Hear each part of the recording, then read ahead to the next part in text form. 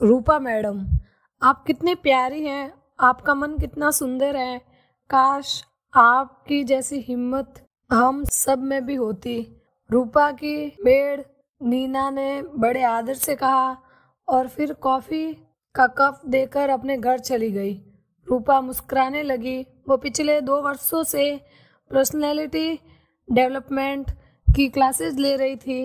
इस क्षेत्र में उसे अभूतपूर्व सफलता प्राप्त हुई थी। उसके सेंटर की ख्याति दूर दूर तक फैली हुई थी। 2 वर्षों में ही उसने अपने व्यवहार, मेहनत, कौशल, आत्मविश्वास एवं आत्मीयता से सम्मान अर्जित कर लिया था। उसके गुणों और आत्मिक सौंदर्य के आगे उसकी कुरूपता एकदम बौनी हो गई थी। अनेक विषम परिस्थितियों में तप कर उसने अपने सोने जैसे व्यक्तित्व को संवारा था। प्रेम की अपार शक्ति जो थी उसके साथ, उस दिन नीना के जाने के बाद रूपा घर में बिल्कुल अकेली हो गई थी।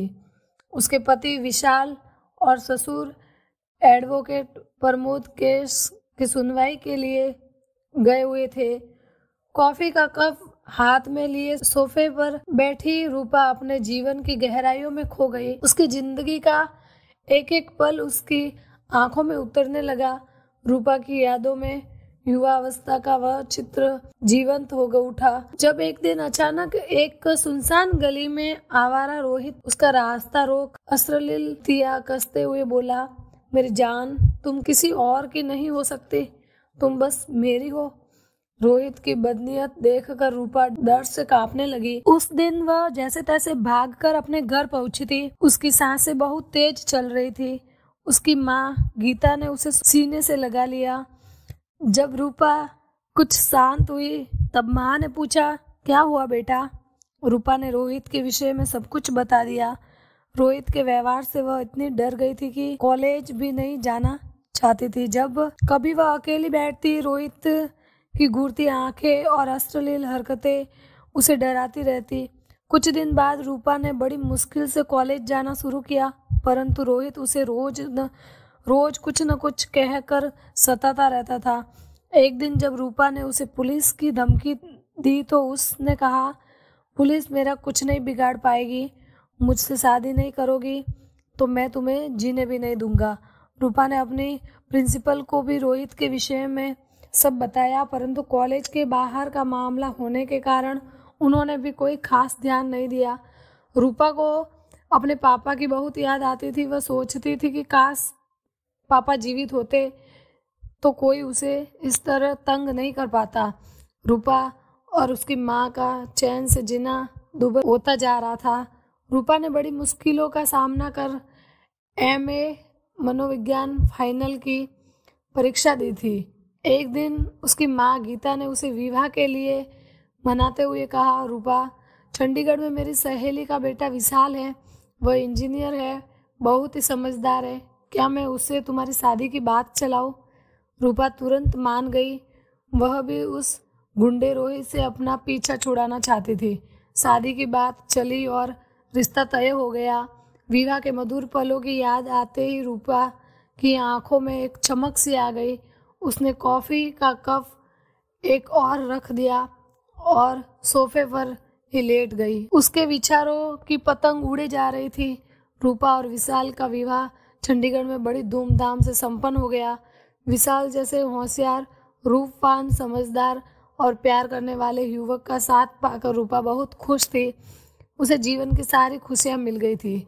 रूपा धीरे धीरे अपनी नई प्यार भरी जिंदगी में रच बस गई। वह अपने सास ससुर की भी बहुत लाडली थी। उसने घर की सभी जिम्मेदारियां संभाल ली थी। सभी उसके रूप और गुणों के प्रशंसक बन गए थे। रूपा ने रोहित के विषय में विशाल को भी सब कुछ बता दिया था। विशाल ने उसे समझाते हुए कहा था, डरना छोड़ो रूपा, होते हैं कुछ ऐसे सिर फिरे, तुम उसे भूल जाओ, अब मैं हूं ना तुम्हारे साथ। विवाह के 3 वर्ष बीत चुके थे। इस बीच कई बार रूपा और विशाल चंडीगढ़ से लखनऊ गए, पर वह आवारा रोहित कभी उनके सामने नहीं आया। रूपा धीरे धीरे उसे भूल गई। उसे अपनी जिंदगी पर नाज होने लगा था। एक दिन रूपा लखनऊ में अपने पति विशाल के साथ बाजार से लौट रही थी। तभी अचानक उस मन चले गुंडे रोहित ने रूपा के सुंदर चेहरे पर तेजाब फेंकते हुए कहा, ले अब दिखा अपना ये रूप विशाल को। रूपा का सुंदर चेहरा पल भर में जलकर बदसूरत हो गया। वह रूपा से कुरूपा हो गई, मगर सुंदर चेहरे पर तेजाब डालने वाले रोहित अपनी जीत पर मुस्कुरा रहा था। विशाल तो ये सब देखकर स्तब्ध सा रह गया। फिर तुरंत पुलिस को फोन किया और सहायता के लिए चिल्लाने लगा। कुछ ही देर में बहुत लोग एकत्रित हो गए। रोहित के हाथ में एसिड की बोतल थी। अंत कोई भी डर के मारे उसके पास नहीं जा रहा था। तभी पुलिस ने आकर उसे पकड़ लिया। विशाल रूपा को एम्बुलेंस में अस्पताल ले गया। औपचारिकताएं पूरी होने के बाद रूपा का इलाज शुरू हुआ। उसकी दोनों आंखों की पुतलियां दिखाई नहीं दे रही थी। उसका चेहरा इतना बिगड़ चुका था कि डॉक्टर ने विशाल को भी उसे देखने की इजाजत नहीं दी। रूपा को इंटेंसिव केयर में रखा गया। 2 दिन बाद जब रूपा की माँ गीता और विशाल को रूपा से मिलाया गया तब माँ की चीख निकल गई। एसिड फेंकने का घिनौना अपराध करने वाले रोहित के प्रति उनका मन विद्रोह की आग से भर उठा। लगभग 2.5 महीने बाद रूपा को अस्पताल से छुट्टी मिली, परंतु इलाज का यह अंत नहीं था। इस बीच न तो उसे दृष्टि मिली थी और न ही रूप। उसके और कई ऑपरेशन होने बाकी थे। विशाल रूपा को वापस चंडीगढ़ ले गया। उसकी आंखों और चेहरे के कई ऑपरेशन हुए। धीरे धीरे आंखों की रोशनी वापस आ गई। जब रूपा ने इस घटना के बाद पहली बार दुनिया देखी तब उसकी आंख खुशी का ठिकाना नहीं रहा। अपना चेहरा देखा तो चीख पड़ी। उसे शीशे में अपना ही भूत नजर आया। वह विशाल के सीने से लगकर जोर जोर से रोते हुए बोली, विशाल, इस कुरूप चेहरे को लेकर मैं तुम्हारी जिंदगी नहीं बिगाड़ सकती। मैं जीवित नहीं रहना चाहती।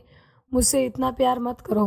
विशाल की आंखें छलकने को थी, पर उसने अपने आंसुओं को किसी तरह पी लिया। उसने रूपा को प्यार से गले लगाते हुए कहा, रूपा, तुम मेरी बहादुर पत्नी हो।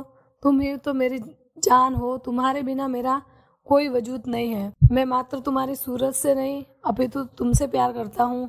तुम ऐसे हार मान जाओगी तो मेरा क्या होगा। रूपा अपने कुरूप चेहरे पर विशाल के होठों का स्पर्श पाकर फफक फफक कर रोने लगी। उसकी हिचकियां रुकने का नाम ही नहीं ले रही थी। वह विशाल के निस्वार्थ प्यार की गहराइयों में डूबकर अपनी कुरूपता को दोषी मान रही थी। उसे लग रहा था जैसे को उसका चेहरा ही नहीं बल्कि विशाल की खुशियां भी तेजाब से जलकर खाक हो गई हो। अपने डरावने चेहरे को देखकर रूपा की निराशा दिन प्रतिदिन बढ़ती जा रही थी। ऐसी विदुरपता विकृति को देख उस मन को गहरी चोट पहुंची थी। जब वह लोगों को स्वयं को घूरते देखती तो ऐसा लगता मानो सब उसकी कुरूपता को देखकर सहम गए हैं। हर नजर उसके मन को छेद देती थी। रूपा एक दिन परेशान होकर विशाल से बोली, विशाल, मेरी जैसी कुरूप लड़की के साथ तुम क्यों अपना जीवन व्यर्थ करना चाहते हो? तुम क्यों दूसरी शादी नहीं कर लेते हो? अपनी खुशियां मेरे इस कुरूपता पर मत लुटाओ। तुम मुझे तलाक दे दो। विशाल ने बड़े प्यार से कहा, रूपा, मैंने विवाह का प्यार बंधन तोड़ने के लिए नहीं जोड़ा। पति पत्नी का मिलन 2 दिलों का मिलन होता है। क्या मात्र एक दुर्घटना हमें जुदा कर सकती है? यदि मेरे साथ ऐसी दुर्घटना हो जाती तो क्या तुम मुझे तलाक दे देती? रूपा ने विशाल के मुंह पर हाथ रख दिया। उसकी आंखों से प्रेम के आंसुओं के झरने बहने लगे। उसका मन विशाल के त्याग और प्रेम को पाकर धन्य हो उठा। चंडीगढ़ में रूपा का इलाज चलता रहा। तेजाब से जली त्वचा का महंगा और लंबा इलाज विशाल की माली हालत तथा उसके काम पर भी दुष्प्रभाव डाल रहा था, किंतु उसने रूपा को कभी ऐसा महसूस नहीं होने दिया। वह एक जिम्मेदार पति की तरह अपने कर्तव्यों का बखूबी निभा रहा था। विशाल के पिता एडवोकेट प्रमोद नामी वकील थे। वे रूपा की न्यायिक प्रक्रिया के कार्यों में दिन रात लगे थे। उन्होंने उस जघन्य अपराधी को सजा दिलाने की ठान ली थी। इसके अतिरिक्त इलाज आदि के लिए जो सरकार से मदद प्रावधान था उसे प्राप्त करने के लिए भी वे प्रयत्नशील थे। अचानक रूपा की स्मृतियों में अपने रिश्तेदार की बातें कांटे की तरह चुभने लगी। एक दिन रूपा देखने रिश्तेदार आए थे। वे रूपा से मिले और चलते चलते विशाल से बोले, भैया तुम्हारी ही हिम्मत है जो तुम इसकी सेवा कर रहे हो। आजकल की लड़कियां तो प्रेम किसी से करती हैं और शादी किसी से, परिणाम तुम जैसे पतियों को भुगतना पड़ता है। पहले ही जन्मपत्री मिलाकर शादी की होती तो ऐसी दुर्घटना से बच जाते। मेरी सलाह मानो तो दूसरी शादी कर लो, कब तक ढोओगे इसकी बदसूरती को। विशाल के पिता प्रमोद से ये सब सुन रहे थे। वे तपाक से बोले, भाई साहब आपने तो अपने बेटे की शादी खूब जन्मपत्री मिला कर की थी ना, फिर क्या हुआ था याद है ना?